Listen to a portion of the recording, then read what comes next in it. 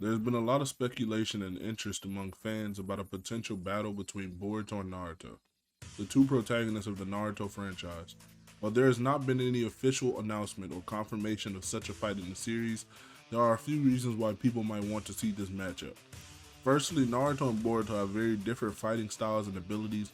Naruto is more of a master of the Shadow Clone Jutsu and has access to the powerful Nine-Tailed Fox Chakra, while Boruto's abilities are more focused on ninjutsu and his karma. This contrast within the fighting styles could make for an interesting and unique battle, with each character having to adapt and overcome their opponent's strengths and weaknesses. Additionally, Naruto and Boruto's relationship as a father and son adds an emotional component to the potential fight. Fans may be curious to see how their dynamic would play out in the battle scenario, with each character pushing themselves to the limit to protect their family or prove their worth. With that being said, don't forget to like, share, and subscribe. Enjoy.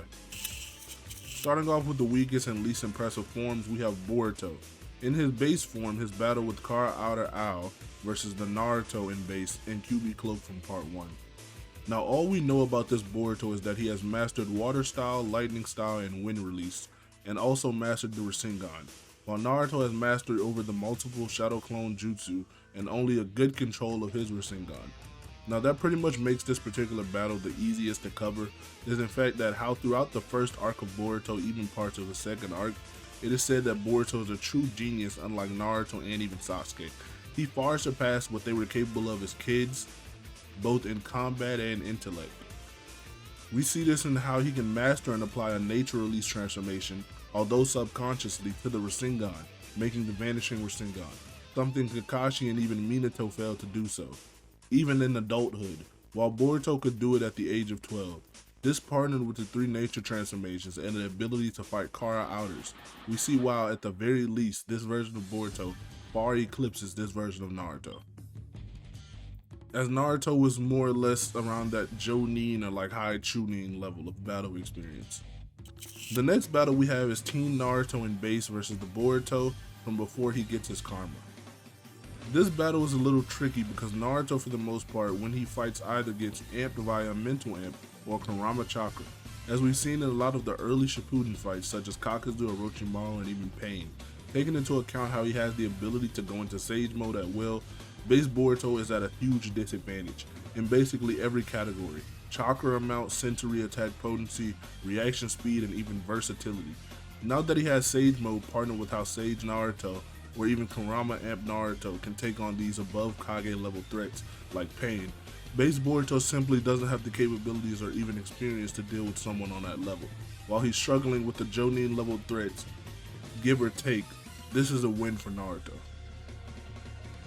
The next battle is where Naruto actually starts to power up, because we have KCM 1 Naruto versus the Boruto that fights Ao as well. Now this one is more or less to kind of shut down the questions of is KTM 1 stronger than Sage Mode and the Pain arc that for some reason people want to say. I'll just say it in this video, KCM 1 also does the same thing Sage Mode does. He just kind of beats around Boruto as Boruto's not ready for those Kage level opponents. The Nine Tails Chakra alone is just too much for anything Boruto has dealt with up until this point in the series. And now, on top of that, he can not only fight for much longer, he can make more clones and more variations of the Rasengan. Boruto is getting utterly stomped at this point. He has nothing that he can do. Next, we see Naruto's power skyrocket because we have KCM 2 and Biju Sage Mode Naruto versus the Boruto with his first Karma, or what I deem the Karma 1 transformation, before his battle with Code, of course. This battle was a lot more contentious than people think, because most people think Boruto power creep makes all the children like Kaguya level, when in reality that's just not true, at least currently in these forms.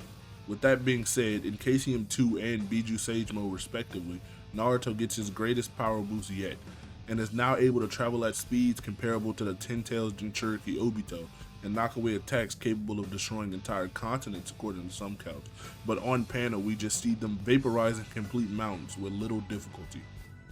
This Naruto also has access to thousands or tens of thousands of times the normal amount of chakra in the Nine Tails chakra alone, given how he can amp thousands of shinobi by 3 times the amount of a pretty strong Jonin like Kakashi.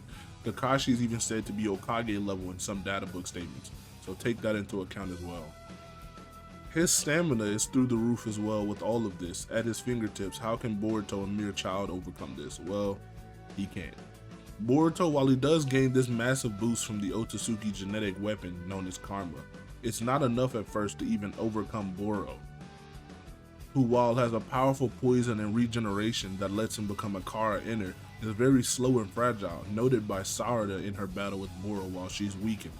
So yeah, Boruto kind of gets destroyed, which kind of goes to show that the narrative being spread that, oh, Boruto is too strong, he's defeating gods at 12 years old, is just wrong or very context dependent.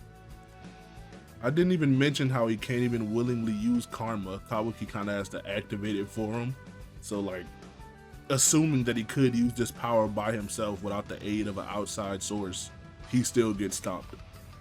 Naruto may even one-shot. It's just not close. So don't believe everything you hear on TikTok. It's just not true.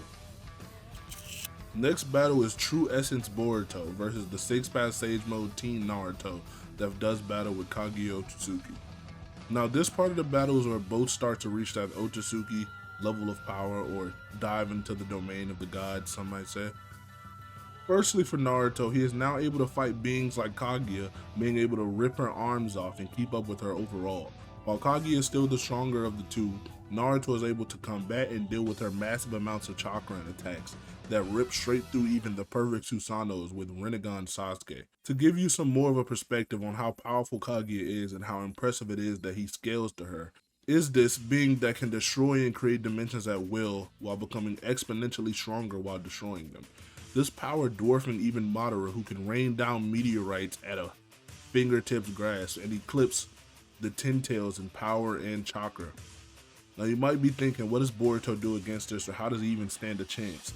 Well, the same godlike power that Naruto was dealing with at this teenage age is now what's powering Boruto like a battery, giving him amps to all stats and thousands upon thousands of years of battle experience.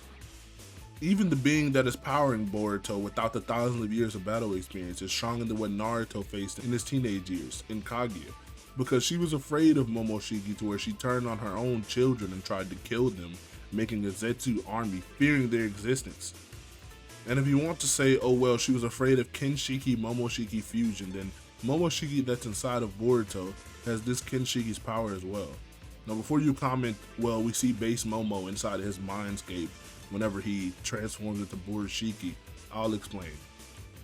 When Momoshiki ate Kenshiki, it did genetically update Momoshiki's appearance, as we saw with fused Momoshiki gaining his black lines, different horns, and different Rinnegans. This update would only update his physical appearance. His soul would remain the same. Therefore, us seeing base Momo doesn't really matter. He would still retain this power, as he doesn't really have a reason to lose this power at all. We see he retains all the power that he has from his base alive self, so the fused Momo power should follow as well. With all of this and Boruto's ability to absorb chakra fueling himself further and the capabilities to hurl giant Rasengan's, Boruto takes this one pretty easily. Naruto really can't do anything against this massive power cliff. Now this is where the real battle starts that everyone wants to see, which is adult 6-Path Sage Mode Naruto versus Borushiki. With this battle, there really isn't much to say about Naruto, as he just gets way stronger, and he does beat fused Momoshiki, or Boruto's main power source, as I said previously within the video. So you may think, okay, that's the end of the fight, goodbye. No, because Borushiki is now with a 100% Otsutsuki body, and Momoshiki's experience as chakra put onto an ever-growing and training Boruto's base, which thus makes the product of both powers far greater or more than what fused Momo can do alone.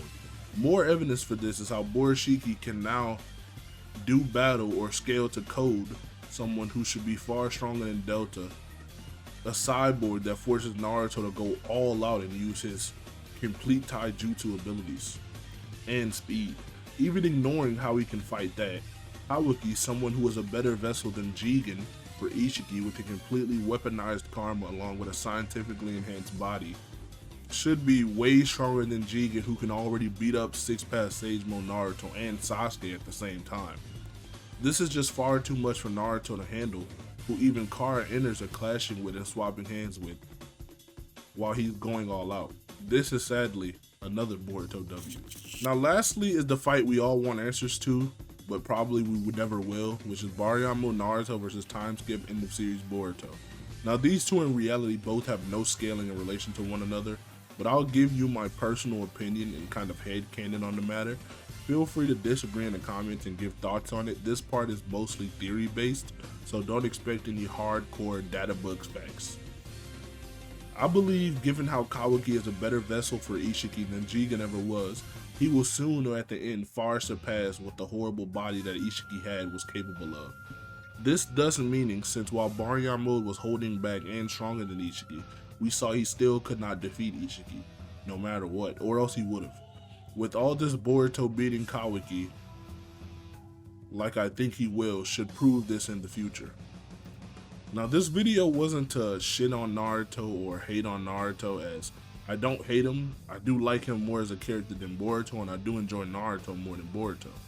With that being said, if we actually just take a look at the power scaling and where the story is going, Kishimoto simply can't just make villains weaker than the villain prior, right? Because who wants to watch a story or read a story to where they're just fighting weaker and weaker people and the stakes are less and less? Nobody. He kind of forced to make these villains overpowered and stronger than the other one and progress these kids to levels that were previously unattainable by even the adults or our fan favorites such as Naruto and Sasuke. I actually personally don't even have an issue with Boruto being this strong, as in part 1 Naruto we saw Naruto was stronger than a bunch of Jonin, even sometimes the Hokage as a teenager. So I think really the only issue that people have is because they love Naruto and Naruto's like a staple in their heart, so they don't want him to be power cliffed or just surpassed within power. But I'll give you a different perspective. Look at something like Dragon Ball Z or Dragon Ball Super. We all love Goku and Vegeta, but there have been multiple times throughout the series where other people surpassed them. Case in point, within the Saiyan saga, Gohan as just a baby or toddler, when he gets angry, could surpass Goku and Piccolo. And even within the Cell saga, the whole point of that entire arc was that Gohan's potential and rage, untapped potential, was far stronger than anything any of the Z fighters could do, to where they put the entire planet's stake on this teenager's hand. Even within the Buu saga, to a certain extent, Gohan, yet again, someone who was not the main character and someone who was far younger than Goku, once he got his potential unleashed, he was the strongest in the series for a point in time. What takes this even further is how in the new Dragon Ball Super movie, Dragon Ball Superhero, Gohan Beast has now unlocked his latent potential once more, and he is now apparently stronger than or on the level of Goku and Vegeta. So I think it's more of a nostalgia thing and bias thing, which I don't blame you for. I wouldn't want my favorite character being reduced to nothing or like nothing within the story, but at the end of the day, this is not his story anymore. Boruto comments at the beginning of the show that this is me and my father's story, only for a little bit at the beginning. I think it's the direct quote. But with that being said, don't forget to like, comment, and subscribe. Put your thoughts in the comment section. I will try my best to answer them, but have a nice day. Goodbye.